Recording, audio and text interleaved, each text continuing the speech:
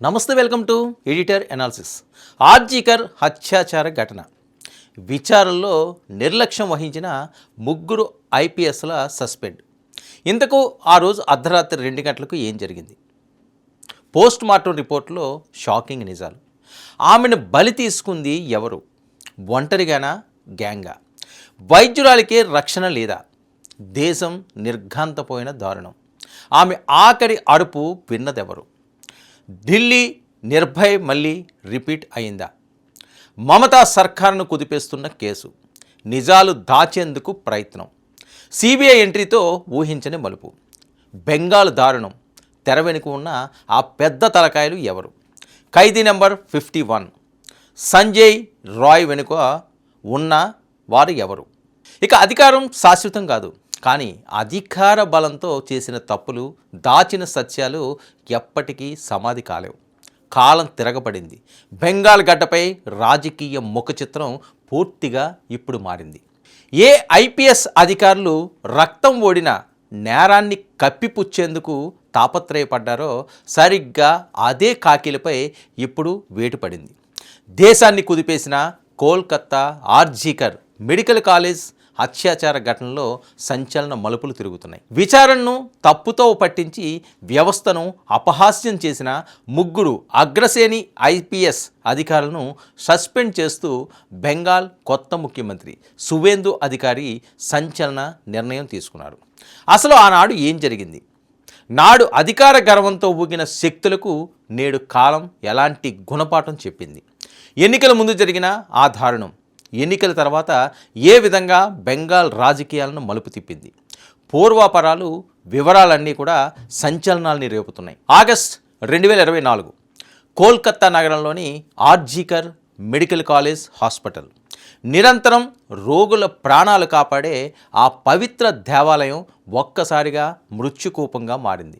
రాత్రింబవళ్ళు కష్టపడి చదివి సమాజానికి సేవ చేయాలనుకున్న 31 ఏళ్ల ఒక యువ లేడీ డాక్టర్ డ్యూటీ ముగించుకుని కాసేపు విశ్రాంతి తీసుకునేందుకు సెమినార్ హాల్లోకి వెళ్ళింది.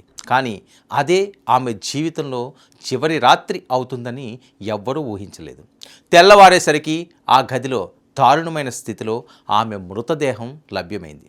అది కేవలం ఒక హత్య కాదు, వ్యవస్థ సాగించిన సామూహిక అత్యాచారం కంటే దారుణమైన మృగాళ్ళ దాడి. దేశవ్యాప్తంగా డాక్టర్లు రోడ్లపైకి వచ్చారు. ప్రజలు ఆగ్రహంతో ఊగిపోయారు. జస్టిస్ ఫర్ ఆర్జీకర్ అంటూ యావత్ భారతావని గొంతు ఎత్తింది. కానీ అప్పటి మమతా బెనర్జీ ప్రభుత్వం ఏం చేసిందో అందరికీ తెలిసిందే. అధికారంలో ఉన్నవారికి బాధితురాలి ఆక్రందన కంటే తమ కుర్చీ పదిలంగా ఉందా లేదా అన్నదే ముఖ్యంగా అనే చందంగా వ్యవహరించింది అప్పటి సర్కారు. ఘటన జరిగిన తొలి గంట నుంచే ఆధారాలను మాయించేసే గుట్టలు మొదలయ్యాయి. ఆసుపత్రిలోని ఆ సెమినార్ హాల్ పరిసరాల్లో అర్ధరాత్రి పూట నిర్మాణాలు, మరమ్మతుల పేరిట గోడలు బద్దలు కొట్టారు. సాక్ష్యాలను తుడిచేసే ప్రయత్నం చేశారు.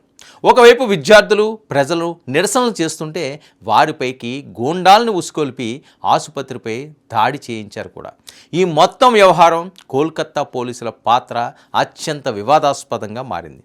బాధితురాలి తల్లిదండ్రులకు కూతురు మరణ వార్త కనీసం సరిగ్గా చెప్పులేదు సరికదా, పైగా ఇదొక ఆత్మహత్య అంటూ నమ్మించే ప్రయత్నం కూడా చేశారు. అంతటితోనూ ఆగలేదు. ఆ దారుణాన్ని కప్పిపుచ్చేందుకు ఏకంగా ఆ తల్లిదండ్రులకే కాకీలు లంచం ఇవ్వచూపారనే ఆరోపణలు వెల్లువెత్తాయి. వారి అనుమతి లేకుండా కేసును క్లోజ్ చేసే ఉద్దేశంతో ప్రెస్ కాన్ఫరెన్స్ కూడా నిర్వహించారు. అవును, నాడు కాకీలు అనుకున్నది ఒకటి, కానీ కాలం రాసిన స్క్రిప్ట్ మరొకటి. ప్రజల ఆగ్రహం కట్టలు తెంచుకోవడంతో అప్పటి ప్రభుత్వం విధిలేని పరిస్థితుల్లో ఈ కేసును సిబిఐకి అప్పగించాల్సి వచ్చింది. కానీ అప్పటికే జరగాల్సిన నష్టం జరిగిపోయింది.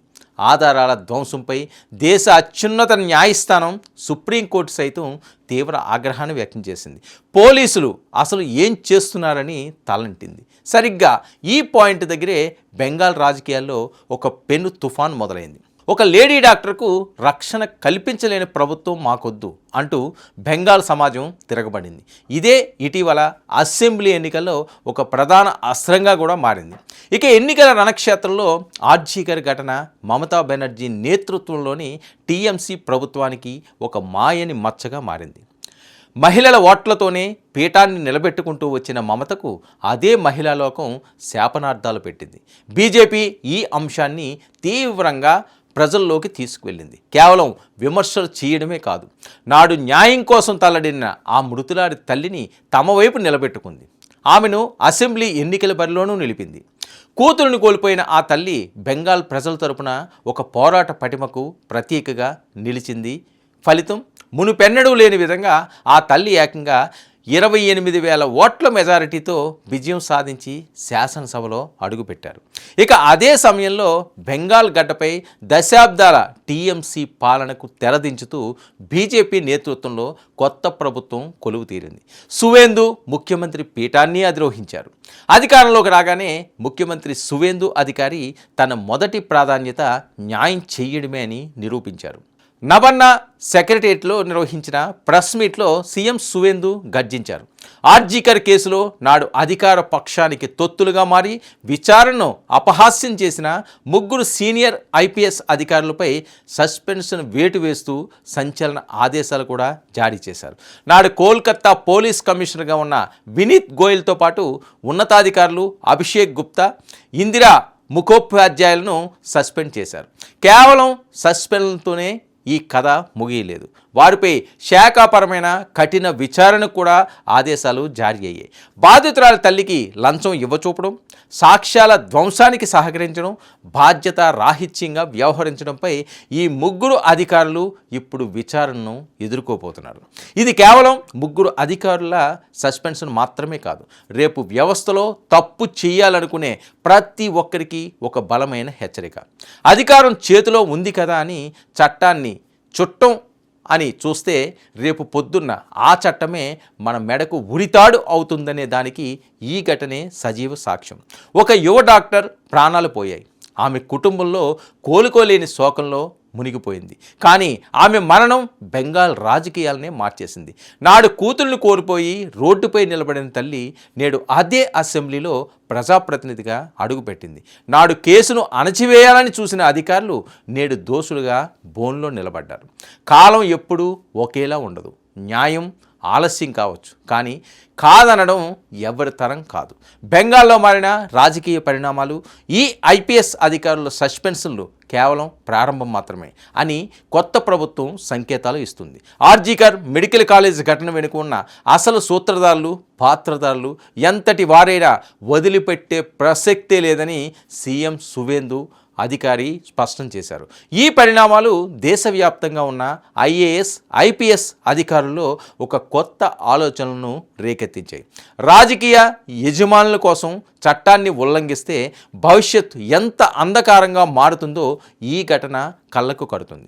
బాధితురాలి ఆత్మకు శాంతి చేకూరాలి అంటే ఈ కేసులో ప్రతి ఒక్క నిందితుడికి, వారికి సహకరించిన ప్రతి ఒక్క వ్యవస్థకు కఠినమైన శిక్ష పడాల్సిందే. ప్రజాస్వామ్యంలో ప్రజలే ప్రభువులు. పాలకులు మారవచ్చు, ప్రభుత్వాలు మారవచ్చు, కానీ న్యాయం, ధర్మం ఎప్పుడూ ఒక్కటే. బెంగాల్లో తీసుకున్న ఈ సంచలన నిర్ణయం దేశవ్యాప్తంగా ఒక బెంచ్ మార్క్గా నిలుస్తుందా? రాబోయే రోజుల్లో ఈ కేసు విచారణ ఎలాంటి మలుపులు తిరగబోతుందన్నది వేచి చూడాలి. ఇది ఈనాటి editor analysis. Stay tuned to 9 news.